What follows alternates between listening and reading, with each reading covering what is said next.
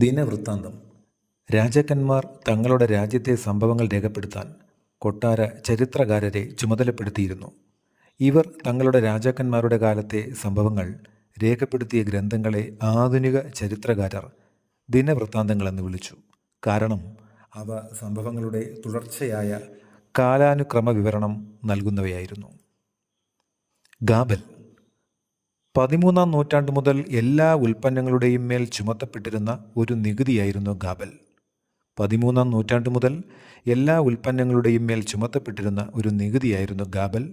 15-ാം നൂറ്റാണ്ട് മുതൽ ഇത് ഉപ്പിന് മാത്രമായി മാറി. തികച്ചും ജനവിരുദ്ധമായ നികുതിയായിരുന്നു ഗാബൽ. അസൈനാറ്റ്. 1789 ഫ്രാൻസിൽ പുറത്തിറക്കിയ പേപ്പർ കറൻസിയുടെ പേരായിരുന്നു അസൈനാറ്റ്. ഫ്രഞ്ച് സമ്പദ് വ്യവസ്ഥയെ സുസ്ഥിരമാക്കാനും ദേശീയ കടം വീട്ടാനുമുള്ള ബോണ്ടും പണവുമായി ഇതിനെ ഉപയോഗിക്കാൻ തീരുമാനിച്ചു.